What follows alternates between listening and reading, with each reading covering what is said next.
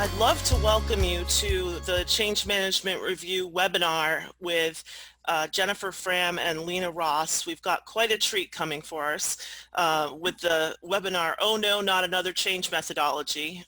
Personally, for me, that's always something I worry about. Have I got the last methodology so I know what's going on? And what I think is going to be really neat about this presentation is they're actually going to show you how to do Agile with respect to the methodologies that you use, along with some of the techniques that they bring forward for themselves as well. So let me go ahead and introduce Lena and Dr. Jen Fram. They're the authors of the Agile Change Playbook, August 2020, available on Amazon, I must say. It's a unique resource for change practitioners struggling with the world of Agile transformation and Agile projects. They are experienced change and communication facilitators with experience in delivering Agile change and building change capability in a large number of corporate and government organizations, both in Australia and abroad.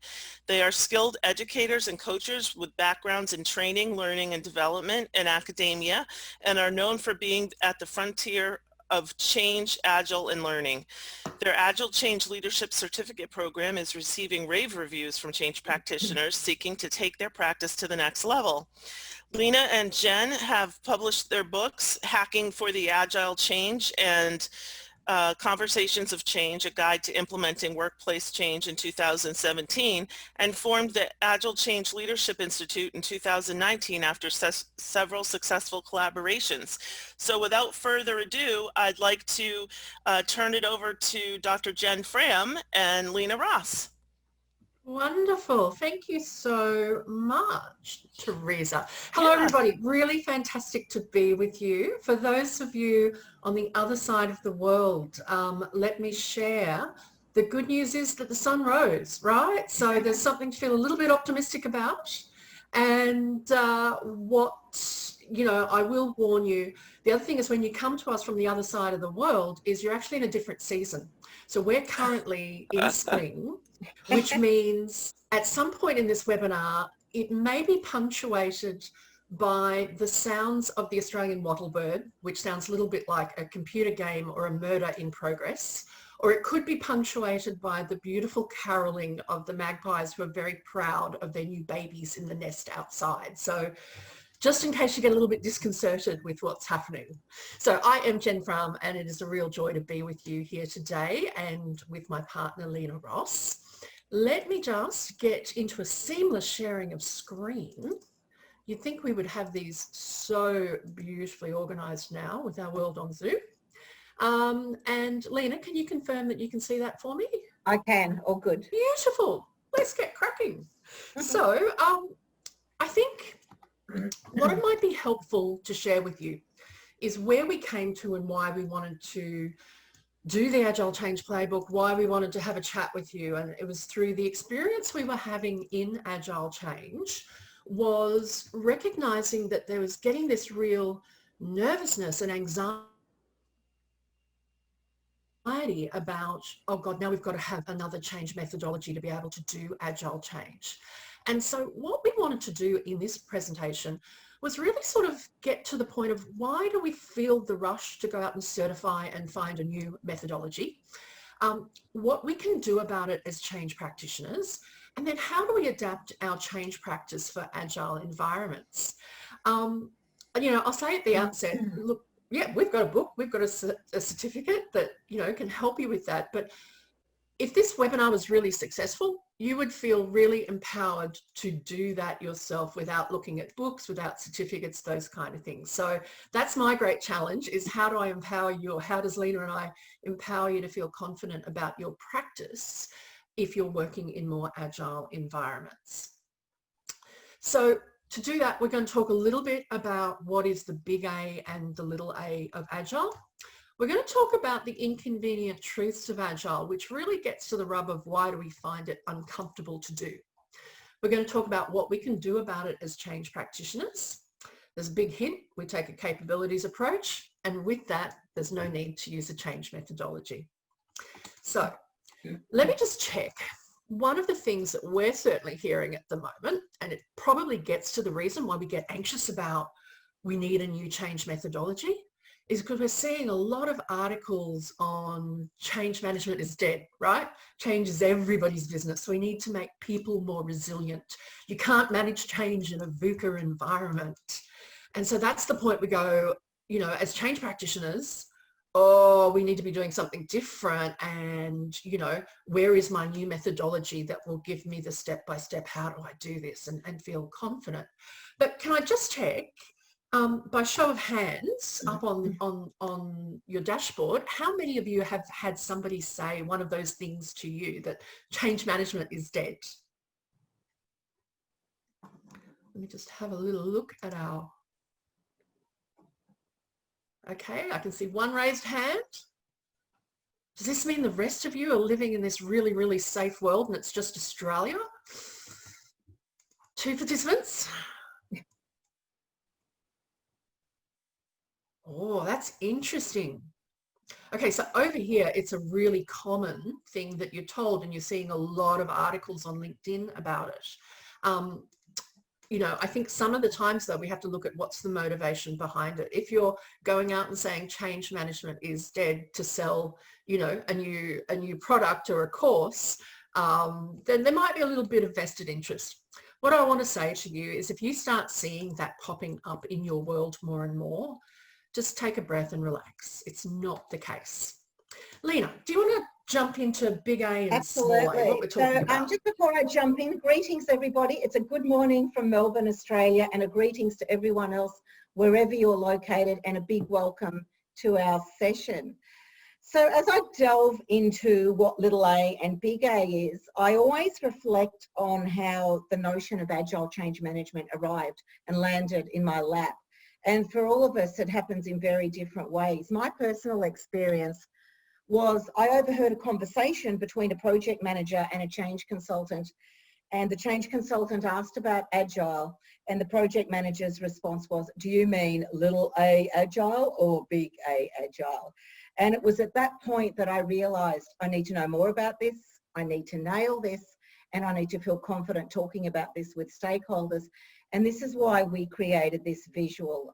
And I've been using this visual on the next slide for quite some time now. And what it does is it helps support a conversation that you have with people about agile. So if we were to differentiate them between big A agile or little a agile, if you're ever asked or you need to get on the same page with your stakeholders, we would define big A agile as the Agile Manifesto, the framework, the dynamic around software development with those 4 core values around the Agile Manifesto that we're going to look at. And that's what is commonly called doing Agile. We do Scrum, we do Kanban, we do stand-ups, we do Agile rituals and ceremonies. So we're doing Agile here. Doing Agile alone does not make an organisation Agile, however. So this is why the little a has also been talked about. And sometimes you'll even see a job that says, I want a change consultant who gets little a agile. I've seen that over in this part of the world. I don't know how widespread that is. But the little a agile is really about being adaptable, flexible, nimble and faster. So it's the word agile that we always knew in the dictionary to mean nimble. And when we talk about that, we talk about being agile. So we're starting to venture into mindsets and behaviours, not just rituals and ceremonies and practices. So for an organisation to go agile, truly agile, we would be looking at a balance of both. This isn't an either or kind of dichotomy. So let's have a look at what organisational agility really means. Because once we start to have some little tools, we get a common language with our stakeholders as well. And I call this getting on the same page with Agile. So I pull out a couple of these slides, and look, if you don't have slides with you, I just quickly jump up on a flip chart and draw these up. And so organisational agility, despite the fact that McKinsey wrote this definition in 2009, it is still a very relevant definition. So the capacity to identify and capture opportunities faster than your rivals. So do you have the capacity and the capability and the speed and the nimbleness to respond to your market and customers? That is agile with a little a. So I've got the picture of the fish there. I found this image really, really powerful when I heard someone say, You know, once upon a time, it was the big fish that could eat the little fish. It was the larger organisations that had the capital and they had the size behind them to really dominate a market. And now in a more disruptive environment, we know it's the little fish that can come along and really disrupt the big fish. So there's been a real dynamic shift in the market that we've seen this, right? We've seen this with Spotify. We've seen Spotify disrupt Apple. Who would have ever thought Apple, a disruptor themselves, who disrupted the CD market, would in fact then come and get a second or third generation disruptor to come along and really rattle them. But it's happening, and it's happening in waves and generations. So let's have a look. This is another lens to look at agility, and another one that's really good to talk to stakeholders with, or even with your team, to find out where the organisation's at with Agile. So there's three lenses here, three dimensions. The cultural dimension, when you're looking for culture change in your organisation, you would be looking at a combination of what we call big A and little a. And this is why it's important to understand that big A and little a they're not mutually exclusive. They can work very, very well together. A strategic shift in your organisation. If the organisation, for example, wants to become more responsive in the market, but they can do little a, they don't really need to deploy all the rituals and ceremonies that may be attached to a big A paradigm. And then if you're looking at operational agility, which is really centred around a project-based organisation, your big A agile would be the focus there in your particular agility. So this is another lens that's really good. So if a stakeholder says to you, hey, you know, like we want to go agile, you could actually bring out a couple of these slides and say, help me understand which type of agility which direction are you going in, which type of agility are you talking about? Because this really starts to help us focus our change efforts and understand what our role is in the context of all this. So it's worth also having a look at the Agile Manifesto, because the Agile Manifesto written or put together in 2001 is still very much alive and well. The manifesto comprises 4 core values, which are here, and then there's 12 principles which are worth looking at on the website as well. So when we see the orange text that says individuals over interactions, over processes and tools, again, we're not talking about a binary or a dichotomy here. It's that we value these items on the left, and I don't know if it's your left, but it's my left, and it always happens when you present. So we value the items in the orange text over the items in the grey text. And what we learn from the Agile Manifesto is that this was designed for big A Agile, for software implementation, but there is a lot of goodness in here that we can take over into agility and little a Agile. Now you may have heard things, I've been on projects where people have said, oh, we're on an Agile project, so we don't need to do documentation because we're Agile. And the key there is to remind people that we value the items on the left more. It doesn't mean we've discarded everything in the grey font on the right. And I have found this a valuable one to pull out to remind people where really the ethos of Agile with a big A lies. Okay, so in your chat frame, it would be good to know, reflecting on the work that you're doing in your change projects or change practice, which do you think is the most applicable? Do you think it's big A little a, or a bit of both? Where are you at? Bit of both? Little a? Bit of both? Okay, lots of little a coming through, which is great because our focus and our work is a lot on little a and mindset and behaviours. Yeah, there's a really strong leaning to little a. Thank you. Oh, but let me just jump in. Julie Jordan, we're almost envious of you at the moment that you're not working with either. I must have, that one must have just flown through. Yeah, okay. Oh, well, long may that last, but not sure it will. Okay, it's government. Oh, Julie, we've got some great case studies over in Australia of how government is going agile and what they're doing. It's really, really impressive. And what I'd encourage you to do is Google the terms platform plus agile and DHS. You'll get some amazing case studies on how some of our really major government departments have adapted their world into the space of Agile. It's really cool. And bit inspiring. If government can do it, then there's not many companies that can't, really. Okay. Yeah, they're probably early in their journey, but they are starting to advertise for people with Agile experience. Well, that's the other thing. Yeah, you've actually got to have Agile as part of your background to do change in government here. If I think about the digital, we've got really big government digital departments at the moment. They're massive Agile shops. Alrighty, let's get into what we talk about being the inconvenient truths, right? So I've been working on big A Agile projects for probably about 6 years, but also working with companies that are looking to go Agile, which is more the small A. And so that relatively deep immersion over a short period of time has afforded me the opportunity to see some of the inconvenient truths, or, you know, the things that the Agile consultants or the Agile delivery teams are just not that comfortable talking about. There are two primary ones that we're interested in. And this is the observation that when we're talking big A Agile privileges customers and not employees. And as change practitioners, we're really often most interested in what the employee experience of change is. The second is that an Agile transformation means introducing large-scale change to all of the organisation for it to be effective.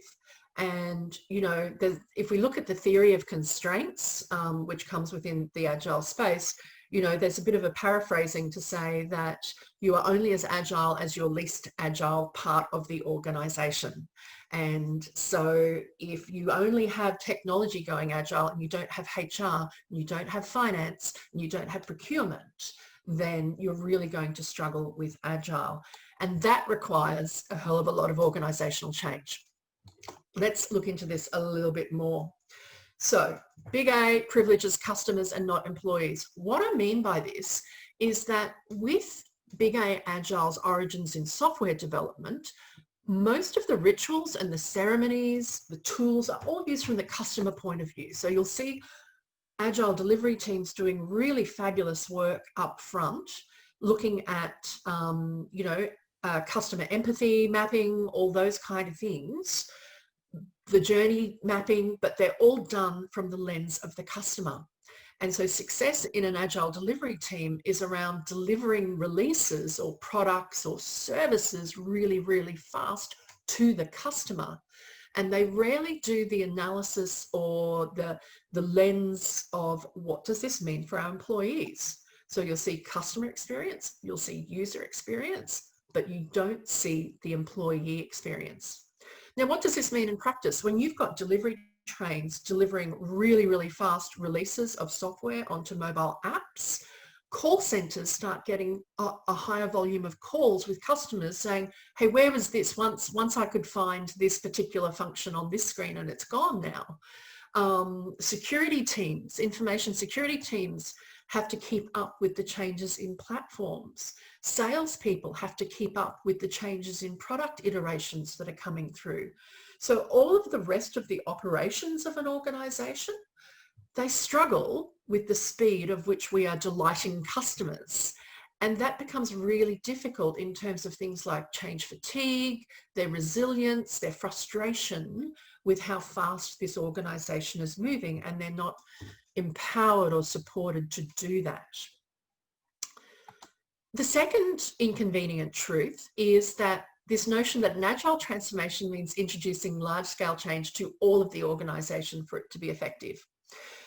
The way that a lot of the large Agile consulting firms deal with this is they talk about using an Agile methodology to introduce large-scale organisational change. So we might take a pilot area and we test and learn, and then we build it out and we build it out and we build it out. The reality from our experience is that you actually do need a little bit more of a conventional top-down approach to introducing Agile. You need to have your full leadership team on board with what it means and feeling comfortable before they will let go of control to enable you to do those proof of concepts and pilots. And this tends to be glossed over, and it becomes a real tension for if you're an organizational change practitioner who's working on agility, and you've got your agile consultants talking about their agile methodologies to how do we do this, and you've got your senior management teams looking to you for what has been a traditional way of delivering change, you will find that there's a lot of friction. And we've got to get very good at doing the translation work around that. So this is why it starts to be, when we're faced with the disruption in organisations and not being able to keep up with big A, the difficulty in actually scaling small a, we start looking for other change methodologies. We go, well, Prosci won't work, PCI won't work, you know, Bridges, Kotter, whatever it is that you use. You go, this wasn't built for this situation. And we want to challenge that to say that you don't have to throw your change methods out the window. One of the things that you do need to think about, though, that is the whole organisational change is really holistic, and that it starts with mindset and values. How you think about Agile, how you think about your practice is exactly the same transformation you need to make for the rest of the organisation, right? You need to think about your ways of working, your structures, your leadership, your governance, your processes. As a profession, we're mirroring what we have to do with large-scale organisational change. So what can we do about this as change practitioners? The thing that we know, change is changing, right? So what we did previously as change practitioners will not hold up now. You're facing these tensions of big A and little a, and the way that you have been trained to work. It starts to look at what is, you know, if we think back to that, the talk that we're hearing that change management is dead, it can feel very real at that point, right? Because of the discomfort between what we're seeing. But we're not dead yet, right? Because a good change manager is protean in nature. We are shapeshifters. So in an agile environment, we can do one of three things, right? We can bolster or amplify your agile capabilities. There is a lot of argument for the fact that Agile as a community has done a marvelous job of marketing what we've been doing for years and years and years. So we're not that different. We can also supplement the Agile capabilities. So if they're missing something, we can fill that space. But because of that protean nature that we can shapeshift, it also means that we can clash. So we can have a lot of lack of role clarity in who does what in Agile environments. And so, you know, our pro tip on this is if you're working in an Agile environment, whether it's big A or little a, is to have conversations around role clarity. Speak to your Agile coaches, because often I've had to step in and do work which Agile coaches would be doing. You know, somebody once said to me, how do we know where change management starts and where it stops in terms of what I'm doing? I'm having to do all these things that I didn't think I was going to have to do. And my answer was, we do what we need to do to deliver the change until at such time what we're doing is getting in the way of the change, right? And I feel like that really builds into this space of Agile. We can be doing work that supplements delivery managers and Scrum Masters and Agile coaches. But if we are not clear and using our language with those practitioners, you're going to have a lot of conflict. So our answer to this is to take a capability approach. Lena, over to you. Yeah, so like Jen said, when we hear something new as change practitioners, it's really easy to jump to a conclusion or an idea that there's going to be a methodology or a linear process to do it, because that has served us and our occupation well for so long. And along comes Agile with a slightly different paradigm around it, which really requires a mindset shift to lean into this idea that maybe we don't need a methodology. So this is a cartoon that we fill the captions with that is really, oh no, you don't have to worry about another change methodology. Like Jen said, what we've had in the past has served us well and can continue to serve us well as a framework, and we can actually overlay Agile practices to that and adapt our practice, and it's the mindset around experimenting and being adaptive. And this is why we've taken the capability approach, which we're about to introduce here too. And just before we do that, We'd like to share with you one of our favourite quotes from Richard Feynman, who's a well-regarded physicist who has amazing quotes if you haven't come across his work before. And one of his thoughts are, teach principles, not formulas. So when we talk about a capability approach, if we just jump to the next slide, I have taken this to the next level and thought, let's work with our capabilities and let go of the notion that we need another formula for this. And let's lean into this. So let's look at our 3 core capabilities. So at the heart of agile change, we've considered that there is, it's worth looking at a unique capability-based logic that can be quite liberating. And that when we say liberating, it liberates our thinking from thinking we need to learn yet another methodology. So the 3 key agile capabilities, which apply to all change practitioners' work, is data-informed decision-making, continuous engagement, and visual and transparent communication. And in the grey on the other side there, we have 4 core practices that lend themselves beautifully to agile change and an agile environment, which actually draw on all 3 of those capabilities. That's working out loud, using change data, visual management, and a Kanban board, which ticks so many boxes.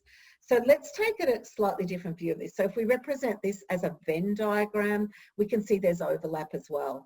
So we can see that wherever we have agile change practices, some of them will overlap 2 practices, and those 4 core practices that we just mentioned tick all 3 boxes. Now we're going to take it to another lens, which is the 30 plus core agile practices that we cover in the book, the Agile Change Playbook.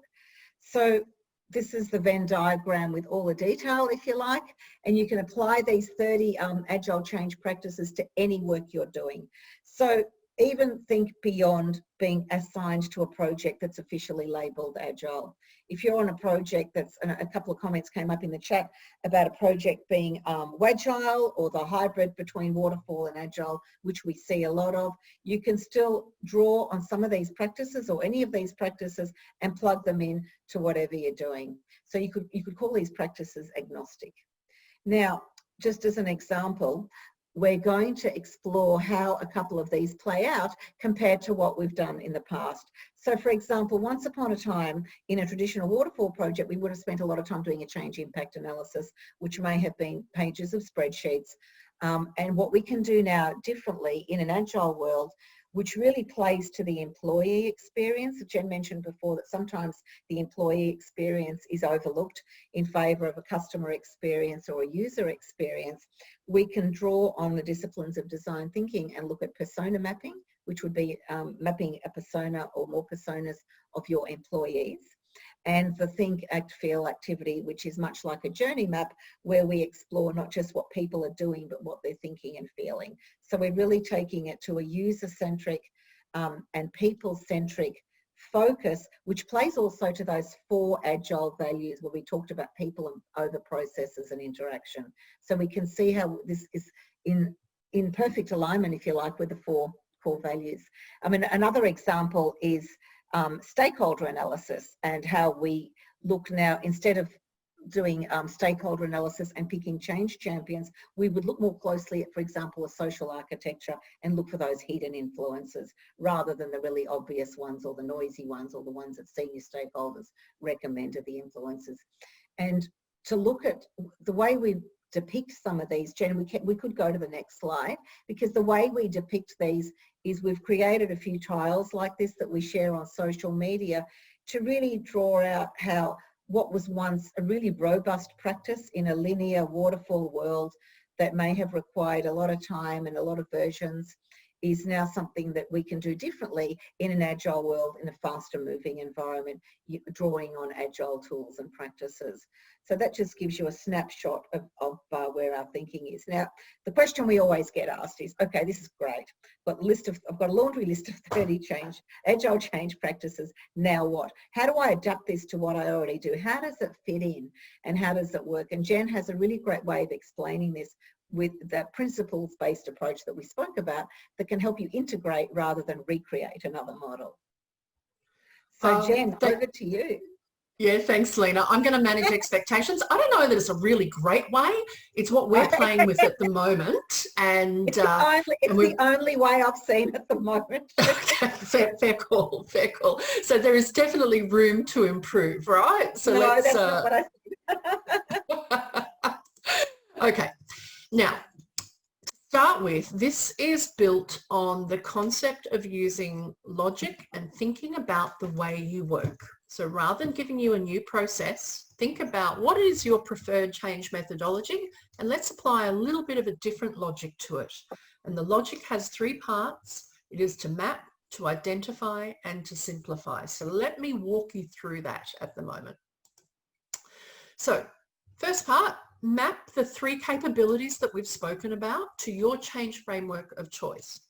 Now, so that we don't get our bottom sued by commercial providers of change management methodologies, I'm just using a fairly standard, relatively old-fashioned change management methodology that stood me well across both waterfall and agile: discovery, design, develop, deploy, and sustain. So what we want to invite you to do is put the steps of your preferred change management methodology down on a piece of paper, and then think about the work you're doing and ask yourself, what is the optimum mix of agile change capabilities?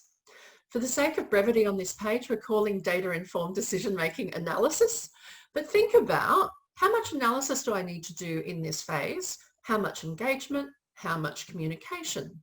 So for example, in a discovery phase, I'm normally really heavy on analysis, moderate on engagement, light on communication. You know, I pick up the engagement as we go to design. I pick up the communication as we go to develop and deploy. So you see that those capabilities, those 3 core agile change capabilities, will mix in terms of how much you use them with each phase of your change management methodology. You could have 3 of you doing this side by side and you would have a different answer, and that's okay, because the goal here is to think about the work you're doing. You would probably have different answers for each other. You know, you'd have different context, organizational context, you'd have different resourcing, which would lend itself to it. So the concept is to really think about your practice and how you do it. Once you've done this, now map all of the change practices that you use. And so we've used the agile change practices here, but you could use your own, right? You don't have to use ours. Use your change practices and map them against that mix of capability: analysis, engagement, communication. Now, the first time you do this, this is going to look really, really big and overwhelming. And in the back of your mind, you're going, but hang on, I've still got to fit this into a 2-week sprint. This can't be done, right? This is why we're looking for methodologies, and it's the other inconvenient truth of Agile. The constant uncertainty and unlearning and relearning creates amygdala hijacks. And whilst we need to plan for this and support people so they're not disrupted by their brains, it's happening to us all the time. So if you recall David Rock's model of SCARF, so status, certainty, autonomy, relatedness, and fairness being the 5 core threats that our brains face during change. Once we move into an agile environment as a change practitioner, we're having massive status threat. Everything that we knew in the past, we're now having to unlearn and do things differently. So just recognize at that first stage of mapping, you're going to feel probably really uncomfortable.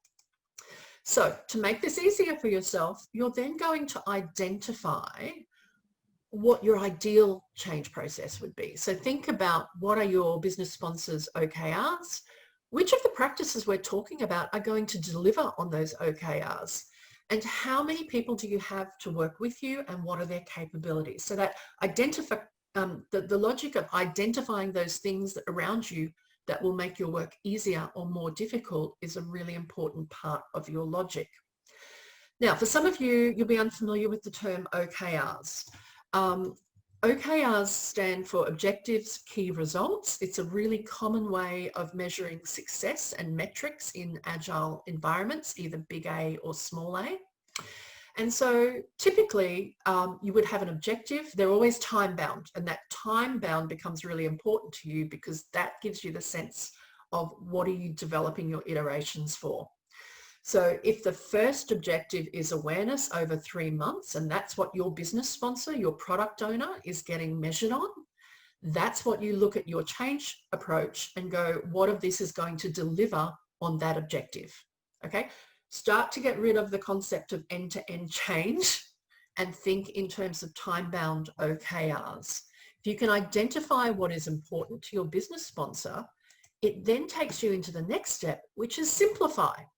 And you say, well, of that big amount or big number of practices that I had identified, if we know what's important to the sponsor and we know how many people we've got to do this, look, I think the best thing I can do with my Agile change practice is set up a backlog and establish a change canvas that I can use with our stakeholders. That will give us a heavy piece of analysis, a moderate piece of engagement, and light communication. And then your job is to iterate on this, right? So you won't be wed to this. You will do this until such time that that objective is realized or it changes. Because remembering in Agile, we value changing what, changes that will change, plans, losing my language, changes to the plan. So that's really important for us, is to recognize we're not getting wed to any of this, and this will change. It may change in 2 weeks, it may change in 8 weeks, it might be changing at an epic level. So you can use this, and so this is what people say to me is, how do I fit it into a 2-week sprint? It may not be that the 2-week sprint is useful to you. You might be doing increment planning and looking at, 12 sprints over a period of time. That might be, it really comes down to what is the objective that you use for your time boxing.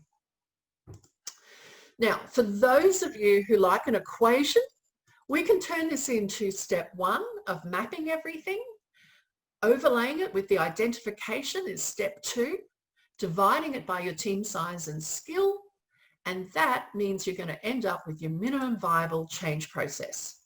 Once you have a minimum viable change process, this becomes your change backlog. And in your change backlog, you're going to use user stories, remembering that user stories, in this case, we use the user being the employee, not the customer. We're going to use our t-shirt sizing and story points to understand relative effort. And you take all that to your Agile delivery team, or your, whoever is owning the Agile space, and you say, hey, can I have some help now converting this to our sprint process? Because this is the thing that I've found, is that if you make the effort to start translating your world into Agile, the Agile community will jump over themselves to help you. They appreciate it so much, but they will very rarely ever do the work to translate their world to you, right? This is a one-way street. And that's another, I guess that's our 4th inconvenient truth. But do this, and all of a sudden you can start to adapt what you're doing into that world. So that process that I've shown you with discover, design, develop, deliver, and sustain, it wouldn't matter what your change methodology is. You can actually do the mapping, the identifying, and the simplifying to turn that into something you can have a conversation with. So on that, we have time to do you a quick run through 2 Agile change practices that you could start using tomorrow. And that should leave us with a little bit of time for question and answer. And Teresa, we'll ask for your help in calling out the questions perhaps. Lena, do you want to talk us through the first? Thanks, Jen. Just before I dive into that, it might be worth mentioning that explanation you have on the Agile change practices is also a short clip that can be viewed on our website. Yep. So in case people, because I understand there's a lot to take in there. Yeah, it's it's new thinking. It is new thinking, and it is thinking really worth walking through, and it really forces us to think about our work deeply too, doesn't it? So it's a great process in itself.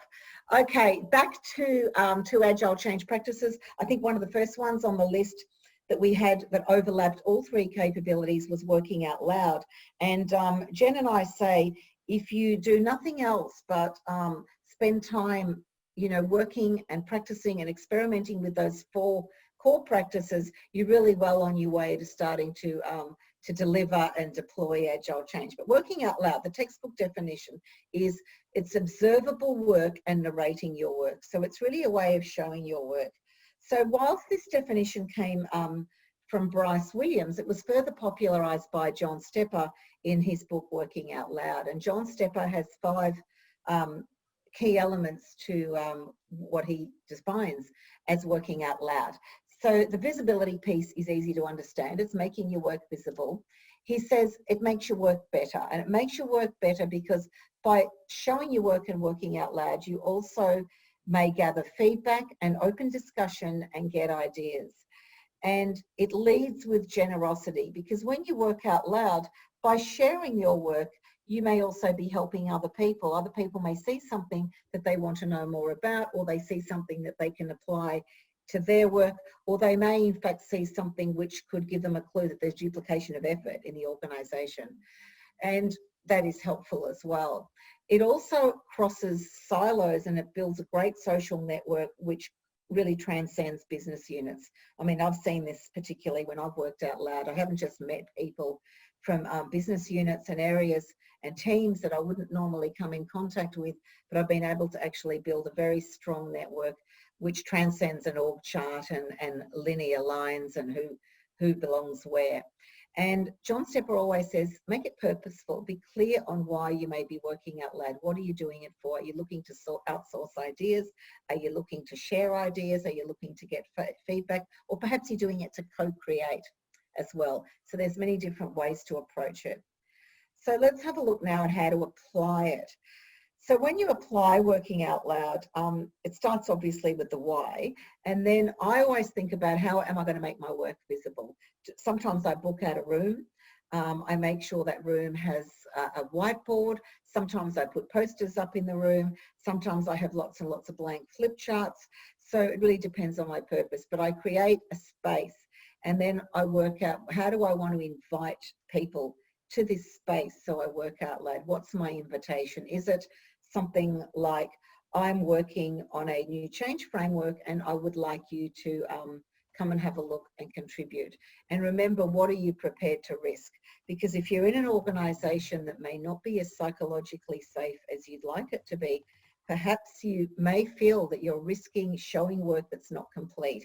And this is something that we find in our work. A lot of people are nervous about is I'm showing work. You've got to be really clear on managing expectations. I'm sharing something that's only 50% done, or I've even done working out loud, sharing an idea and saying, look, this is really my really early thinking around this. So I'd really like to know what you think and, you know, what could be done better. So also show people what you're demonstrating that can add value to them. If it's co-creation, it's the opportunity to have a voice. So here's an example of where I worked out loud in an organisation, and you can see it started with the board on the left where I'm actually announcing that I'm working out loud, as well as on enterprise social networks and so forth. That in itself created a lot of interest and curiosity because people were saying, who's doing this? What is working out loud? So that was a great outcome in itself. Then I had a change roadmap that was totally blank because we were working on recreating the change roadmap with the change team. But we didn't just want the change team involved in this, right? We invited the receivers of the change as well to come in and tell us, how do you want to be feeling and what do you want to be thinking when we introduce change? So we can now design a whole change approach and framework with an employee centricity around it.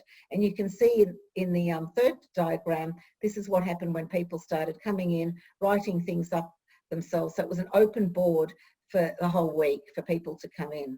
And like I said, not just did it generate a lot of feedback and co-creation on the change framework, it generated a lot of interest around the practice of working out loud, which a lot of project managers and change people particularly came to me and said, I want to do this, can you help me do this? So it's the power of modelling as well. Now, Jen, you also have a great example. Yeah, this was a really powerful one. So it was about 5 years ago, and you've got screen grabs there from Yammer, which was the social network that I was using to share most of the start on it. We ran a reverse go live, and we described the reverse go live process in the Agile Change Playbook. And, you know, part of what we did was, again, same thing. We told people we were going to be in a room and we're running this reverse go live. We welcome them to come in and help us work backwards from the release date of what we were launching and tell us the things that they needed to feel comfortable.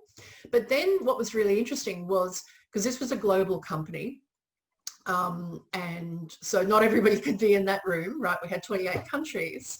But by doing regular updates on that process and that working out loud and sharing what we were learning at each time, we had more feedback coming back into us from people who weren't able to be physically in the room. So for many of us now, we're not going to be in rooms for some time with our stakeholders, right? We're going to be online and virtual. So you can run this as virtual, and you can run this across time zones. So I was running across 28 countries, and within 48 hours, we had people contributing over that period of time as it followed the sun to what they needed and how it would work. And interesting, there's a little comment down on the bottom right-hand image there from one of the Agilists who was, Agile guys was watching it happening, was like, who knew ideating and prototyping, like in the change space. So this is what I mean. You start to open up trust with the teams. So the second piece, or the core practice that we talk about, is use of change data. You often hear the terms data-informed and data-driven. So I just want to get clear, when we're talking data-driven, that is when you're using machine learning and you actually don't have much control over what happens. Data-informed is when you're taking lots of data and you are making a decision with what you're going to do with it. When we start thinking about our practice from the perspective of what data do we have available to us, we find there's actually a hell of a lot. And certainly there's a lot of change platforms at the moment that make our life so much easier. So we can identify who are really good network influencers by doing organizational network analysis. Even Yammer has its own back-end analytics, which are really, really helpful. We can look at, there's platforms out there that talk to us about change saturation, communication effectiveness. We can look at open rates and click-throughs and see how effective we're being. We can do A/B testing on, what is the most effective change communication by using these types of platforms. And then we can get feedback on change progress. So, doing pulse checks using Culture App, or monitoring physical attendance at stand-ups or virtual attendance at stand-ups that are voluntary, at the moment. So a lot of, when we get into the habit of going, what's the data telling us, we can do things really differently. Here's an example of how it played out really well for me in that organisation where we were doing the 28 countries.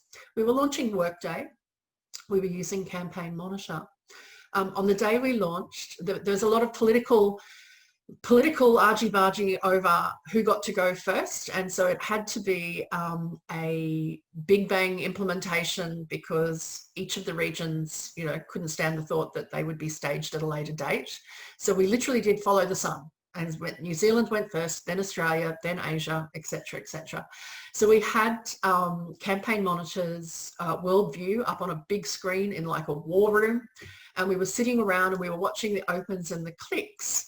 And we got to about, probably would have been about 11:30 in the morning Australia time, and we went, hang on, nothing is happening in Thailand. What's going on? We should be seeing data telling us that there is opening and engagement in Thailand, which enabled us to pick up the phone to the HR business partners in Thailand and say, what have we missed? So often in Thailand, you can have royal proclamations that change very fast, and, whether we would use it as a public holiday, something happens because it's an observance of a royal date. But equally, they had a really important thing happening with a major client, and so everybody was on board for that, and they weren't touching emails. Really important for us to know, to determine what we had to do the following week to make sure that they were up to speed and they didn't feel like they'd been left out of the process. So look, we're coming towards the end. We do have time for Q&A. Lena and I both love learning out loud on LinkedIn. So if there's been something from this which is really, really useful to you, please share it on LinkedIn, tag, hashtag Let's Play, tag Lena, myself, Teresa, make sure that we know what's happening. We, of course, have the change playbook, and our contacts in North America tell me that it's taking about 2 weeks at the moment, which I have to say is potentially a little bit faster than what we're seeing with Australia Post through our shop. If you don't mind the wait, you can use the code CMR on our website for 10% off all books and the Agile Change Leadership Certificate through to the end of October 30. But with Lena's grace, let me tell you, I'm really hoping you can take this concept of using logic and capabilities, and you don't need any of it. But, you know, if you feel like you need the backup, we can help. Teresa, that probably brings us to the end of the presentation. Would you like to, I'll stop sharing and maybe we can get into what the key questions are. Sure. Let's see here. So right now, I don't have any specific questions, so if people would like to type them in, that would be really great.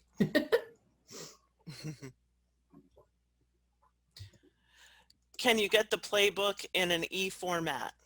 Not immediately. It's in our backlog to do. We've had a number of restrictions. So we were telling Teresa, we're in Melbourne, which is stage 4 lockdown, and it's the most lockdown city of the world. And it's really compromising our ability to do stuff at the moment. So we're kind of taking a breath of, let's just focus on getting the physical books out to people before we get it. But it will come in digital. Yeah, great.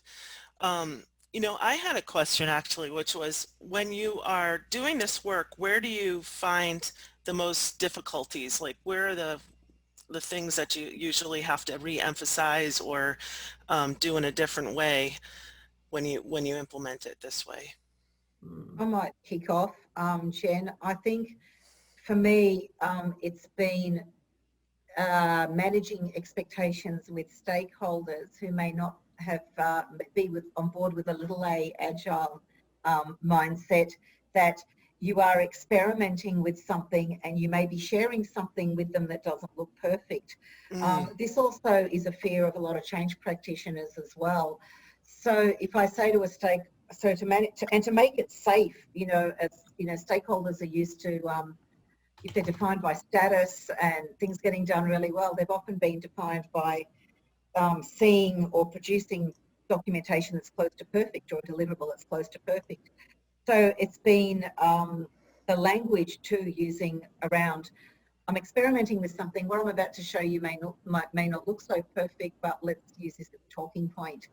So it's getting them across the line, I think, with agility by using techniques like that, but it also puts yourself at risk in a way. And that's been a challenge, putting yourself out there a little bit and testing the water, and that you know their mindset's not there, so you're trying to do it in a nudge sort of way, right? Rather than, hey, get with the program, guys, you know. And that's challenging because it's very different for them too. You know, they've been defined for a long time, but what they do and what they do really well and their expertise, and it's approaching gently with that to get them on board with that. Yeah, that makes a lot of sense. It's kind of like when we were initially trying to sell change management or position it way back when, 25 years ago. You were kind of going out on a limb. So yes, and so that's been the biggest challenge, I think, mindset, not just for us, mindset for senior stakeholders. right. Thank you. So we have a question here from Paul S. Can you share your experience on the enterprise consistency versus the regional autonomy? Yeah, I saw that question. Thanks, Paul. I'll pick that one up because that was something I had to face into with that particular program across 28 countries. And we made a principle. So we talked about principles first, right? Rather than methodology. 28 countries, we had a change team of 3 people based in Melbourne, Australia. So it was very, very lean, which meant we couldn't use a methodology as such. We had to come up with what were the principles of what we were going to do. And one of them was that notion of regional autonomy, that we would come out with the central deliverable, but then give the regions flexibility to do it. It was really, really interesting. So this was the same with the change communication. We would send out to the appropriate people and say, you knock yourself out, how are you going to do it, right? Whatever, you know your area's best. Because remember, autonomy is a core concept in Agile as well.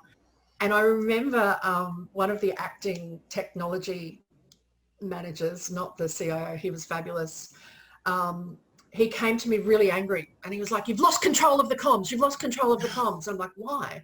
And he shows me this email from the Africas, and the PPs in Africas had rewritten the email, which we know you're busy and you're really not interested in this, but you do need to know about this. And then they'd used 4 different fonts and 6 different colours on the email, right? Because again, within the Africas, colours is really important and grabbing attention. And it was so interesting because he came frothing about this. You've lost control of change communication. And I went and saw the change, the chief people officer to go, hey, heads up, this problem is happening. And he looked at the data and he went, no, we've got the best uptake in the Africas out of each of the region. You did great work. So, you know, I had my sponsors back because he looked at the data and he went, actually, no, you did the right thing. Autonomy as a principle was really important. But the people who are uncomfortable with it are often head office and, you know, that control. Whereas I'm like, let go. We've got 3 people. I can't possibly be an expert on how to do change communication in the Africas. That's an interesting story. So there's one question, can we get copies of the presentation and a recording of what we saw tonight? We're definitely recording this and we'll send out a link. What do you ladies think about the copies of the presentation? Yeah, look, that's no problem. We'll just PDF it and send it to you. Okay, sounds good. Yeah. Is it possible to perform change management in an agile methodology and the project team use a waterfall approach? I would say, I think Jen would agree with me on this. I would say absolutely. You can plug and play these practices that we talk about. In fact, I was using working out loud and a lot of the practices in far more traditional project environments. And if you pull apart a lot of them, they are just methods of engagement and co-creation that get traction very, very fast. So, I mean, Jen, feel free to add to that, but I would say absolutely plug and play. Yeah, look, I think that's why if you use a capability approach, it actually changes the frame of what you're talking about. It distances you from agile or waterfall. It just says, what are the capabilities we need to land change successfully based on these priorities at this time? I think a lot of the work that I've had to do in the past, though, has been about introducing agile to project teams. Who are used to really traditional ways. So there's a change piece. We do a mini change piece to be able to deliver change. That makes sense. What do you think are the primary limitations of an agile change process? Discomfort we feel as change practitioners. Yeah, it's your mindset would be your limitation, I think. There's Sorry, we're talking over each other now. Look, it is liberating and freeing to do agile change, right? But, and I say this as, you know, one of the world's greatest control freaks. It took quite some work for me to let go and feel free. So the limitations were all the ones that I had about perfection and, you know, so to actually let go of stuff at 60% done and get people engaged. It took me a little bit of time to do that comfortably. Yeah, and I think it goes back to the earlier question that we had, Jen, too, is one of the limitations could be that you have stakeholders or people going, oh, agile, fragile, you know, what are you talking about?